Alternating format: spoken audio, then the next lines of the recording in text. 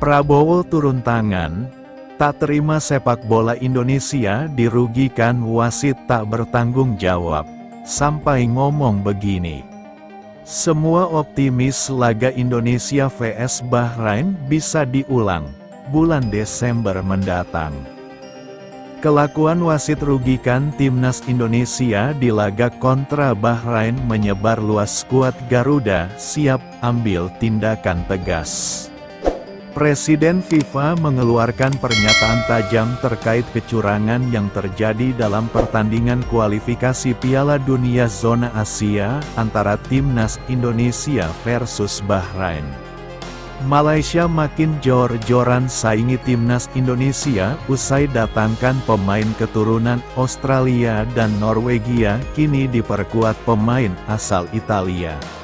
Wasit asal Oman rugikan timnas Indonesia di laga kontra Bahrain. Manajer skuad Garuda siap ambil tindakan tegas. Manajer timnas Indonesia Sumarji sudah siap untuk mengambil tindakan merespons keputusan wasit yang merugikan skuad Garuda.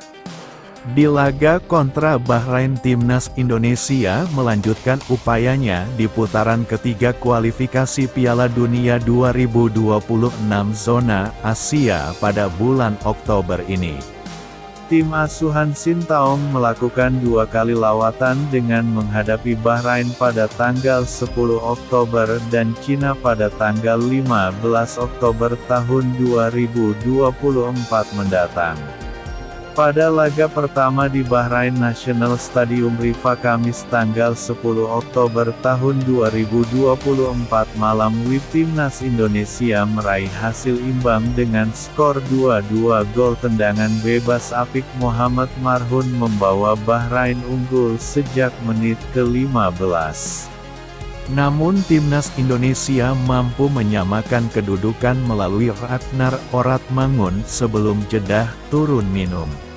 Pada menit ke-74 Rafael Struij melepaskan tembakan apik ke pojok gawang Bahrain dan membawa timnas Indonesia unggul skor 2-1. Masih mewarnai papan skor hingga menit-menit akhir pertandingan yang ditambahkan selama 6 menit. Sesuai dengan keputusan pada menit ke-9, namun wasit tetap tidak meniupkan peluit panjang setelah menit ke-96 terlewati hingga akhirnya Bahrain mendapatkan tendangan pojok. Marhon menyelesaikan sebuah kemelut di mulut gawang pada menit ke-90, atau 3 menit setelah laga seharusnya diselesaikan itu. Menjadi tendangan terakhir dalam permainan karena wasit kemudian mengakhiri laga setelah skor menjadi 2-2. Timnas Indonesia dirugikan atas keputusan wasit yang menambahkan menit bermain di masa injury time. Dan hal ini sebelumnya sudah diperingatkan oleh Sumarji sebelum berangkat ke Bahrain pada Sabtu tanggal 5 Oktober tahun 2024 lalu. Sumarji telah menyampaikan bahwa hal seperti ini telah menjadi perhatian. Dia menaruh keyakinan bahwa wasit tidak akan berpihak, namun jika timnas Indonesia dirugikan maka PSSI bisa melayangkan protes kepada wasit ini juga. Jadi perhatian kita dan tentu kaitannya dengan itu kan kepemimpinan wasit, kata Sumarji kepada wartawan pada Sabtu tanggal 11 Oktober tahun 2024 lalu di Hotel Mandarin.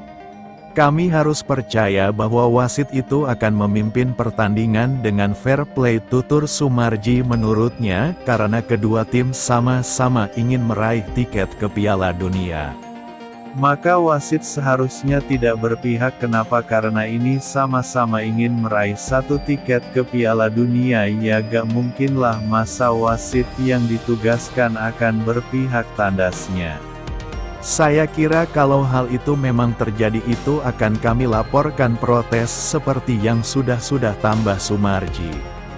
Kini patut ditunggu reaksi PSSI untuk hal tersebut yang terlihat merugikan karena keputusan wasit menambahkan menit bermain di ujung laga, hingga menggagalkan kemenangan timnas Indonesia. Presiden FIFA mengeluarkan pernyataan tajam terkait kecurangan yang terjadi dalam pertandingan kualifikasi Piala Dunia Zona Asia antara Timnas Indonesia versus Bahrain. Meskipun Timnas Indonesia harus menahan imbang dari Bahrain 2-2, Presiden FIFA yaitu Gianni Infantino menyoroti tidak adanya fair play yang ditunjukkan oleh wasit dalam pertandingan tersebut. Pada pertandingan Ahmed Alkaf menjadi wasit utama dan dibantu asisten wasit bernama Abu Bakar Al-Amri dan Rashid Al-Gaiti serta Kasim Al-Hatmi sebagai wasit keempat. Mereka semua dari Oman kecuali Abdullah Al-Kandari asal Kuwait yang akan bertugas sebagai wasit. Via wasit asal Oman tersebut sudah beberapa kali melakukan kontroversi ini. Bukan pertama kali wasit tersebut terlibat dalam kontroversi, bahkan di level Piala Asia Senior sebelumnya.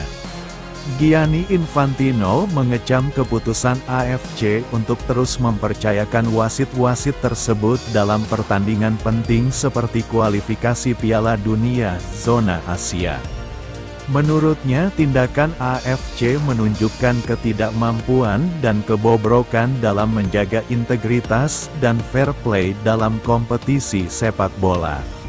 Presiden FIFA menyoroti extra time yang sudah melebihi batas waktu maksimal secara keseluruhan. Presiden FIFA juga menyuarakan keprihatinannya terhadap penyebaran praktik curang yang tampaknya terjadi secara berulang dalam kompetisi AFC.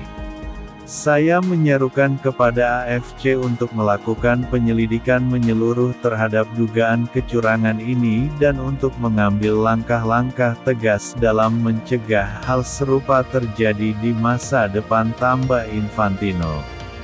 Malaysia semakin jor-joran demi menyaingi Timnas Indonesia dengan mendatangkan sejumlah pemain keturunan mulai dari Australia, Norwegia hingga Italia. Asosiasi Sepak Bola Malaysia (FAM) terkesan meniru cara Sintayong di Timnas Indonesia, yang rajin menaturalisasi pemain keturunan demi mempersolid skuad Garuda. Sebut saja seperti J.I.Z. Martin Paes, Justin Hubner, Tom Haye, Ragnar Oratmangun, Rafael Struijk, Jordi Ahmad, Sandy Walsh, Nis Hilges, hingga Eliano Reyes. Menjadi deretan pemain naturalisasi pilihan Sintayong. Mereka sengaja dinaturalisasi karena diproyeksikan membawa Timnas Indonesia menuju gerbang Piala Dunia 2026 yang akan digelar di Amerika Serikat, Kanada, dan Meksiko.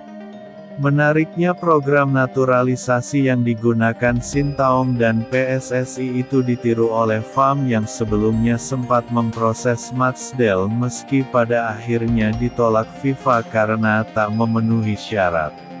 Namun baru-baru ini media Malaysia yakni Makan Bola melaporkan ada pemain keturunan Italia hingga Norwegia yang akan menjadi pemain potensial Malaysia di masa depan.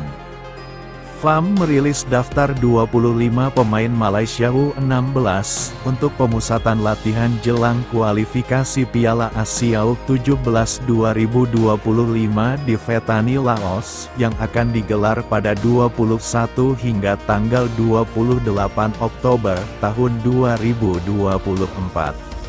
Ujian berat bagi Malaysia U16 untuk memesan tiket kualifikasi Piala Asia U17 itu dengan menghadapi Oman, UEA, dan Laos pada 23 hingga tanggal 27 Oktober. Dalam 25 pemain tersebut, pelatih Malaysia U16 Javier Jordari-Bera menyertakan sejumlah pemain keturunan, sebut saja seperti pemain jangkung Kim Johan Teknander yang merupakan pemain keturunan Malaysia Norwegia dipanggil ke skuad Malaysia U16. Bintang muda berusia 15 tahun itu berkarir di Norwegia bersama FK Jerv sejak tahun lalu dan mengembangkan bakatnya di sana. Kemudian ada penjaga gawang keturunan Australia Malaysia Kevin Warren yang juga masuk dalam skuad Malaysia U16 yang membela klub Australia bersama Perth FC. Pemain keturunan Italia Malaysia Denis Pesenti juga mendapat panggilan ke skuad muda Harimau Malaya. Pemain yang bermain untuk JDT itu merupakan bagian dari 23 pemain Harimau Malaya U19 yang tampil di kualifikasi Piala Asia U20.